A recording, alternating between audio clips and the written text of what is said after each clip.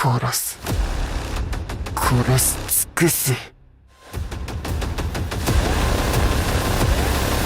物分かりが悪いのなら仕方がありません。処刑台にお送りいたしましょう。Hello people and welcome back to News Review. Sorry this is a little late. I have a sore throat, so that's also the reason. But let's get right into it. First off, we have the new Jackpots, Harvard and Charlotte. In the new Era of Novelty Connected seal.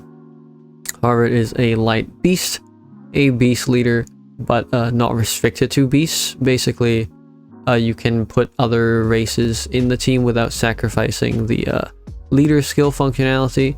It obviously won't get any of the leader skill boosts, but it won't disrupt the leader skill from functioning either. He has inbuilt recovery where he life steals basically up to half his HP, up to full HP if you have it on both sides, and works off race rune zones as well to generate extra attack. For his team skill, he only needs to be leader for this to activate. Beast HP basically value times 2, extend his movement time regardless by 5 seconds, ignore burning and step damage. He has enchanted trail, and for each enchanted runestone dissolve, recover 5% of your HP, so that's extra recovering without recovery. 60% of damage received from demon enemies will be converted to HP recovery. Situational, but probably useful in some situations that people will find and exploit.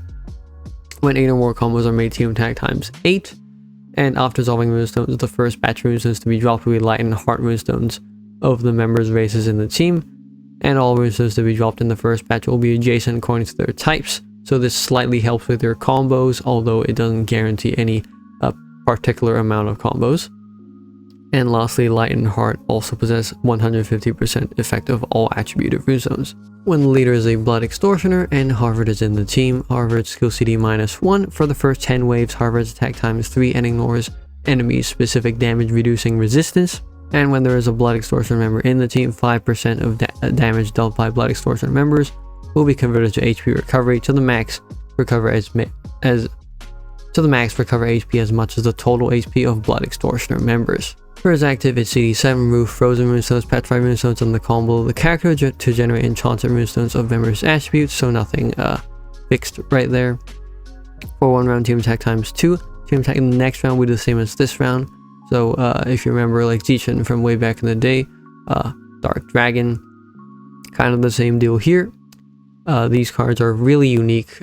Basically, they allow you to carry over your damage from the last round, even if you can't really dissolve that much of the board, or you don't have the attack boost anymore. If the leader is a blood extortioner member, the damage basically get a willpower effect as well. I think this card is quite good. As a leader, he is quite good. As a member, he may be worth getting because of this unique attack carryover effect. I'm not quite sure. If you don't have Caesar, do get him. He's, a rare beast leader that seems to actually be good. Moving on to the sub-jackpot, Charlotte, a Dark Machina. She is a Dark and Machina team, but mainly Machina because when the team only has Machina, you get an additional team attack and HP recovery boost, so pretty much you always want, a Machina team to be the full team comp and no other races in there. Damage received -20%, and if you have 100% field damage received -40%.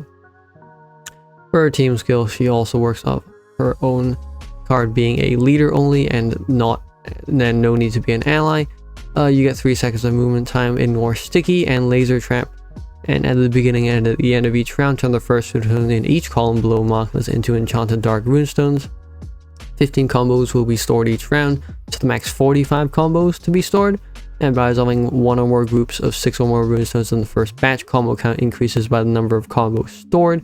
So basically, you can store up these combos and release them if you dissolve a group of 6 or more runestones in the first batch. That being that her team skill can convert that group of 6 runestones for you in case you want to do that. Everything has the effect of 50% of runestones of Machina's attributes in the team. When 7 or more combos are made, all members attack times 7 and ignore trio and quint elemental shield. And when 15 or more combos are made, Charlotte's attack times 2 and ignores initial and fixed combo shield. this is honestly not a bad set of you know, team skills for a sub jackpot. If you don't have a Machina leader, you know, maybe a good idea to pick this card up. One more thing that is good about this card that I will probably be picking up is once again the active skill. This card's active CD6. Upon skill activation at the end of each round, explode the board to generate enchanted runestones of the Machina's attributes in the team. If there are only Machinas in the team, then they become enchanted Machina runestones of the members' attributes.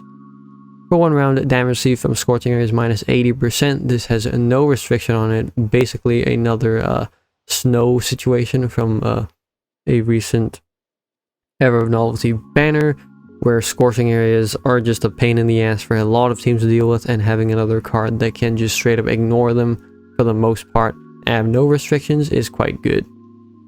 And also the character attack times 3.5 and ignores defense, but the main point for this card's active is the ignoring of scorching areas. Also, once again, bond skills with other characters. If you want to look at this, press pause.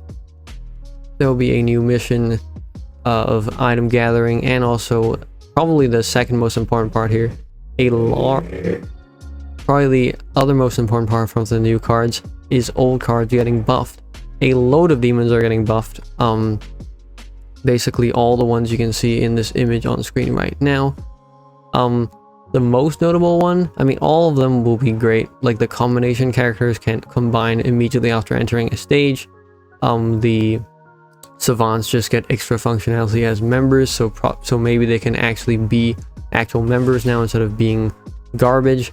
But the biggest buff of all has to be with Lancelot, which I'll point out right here, especially where for his active it changes to you get extra 5 combos no matter what.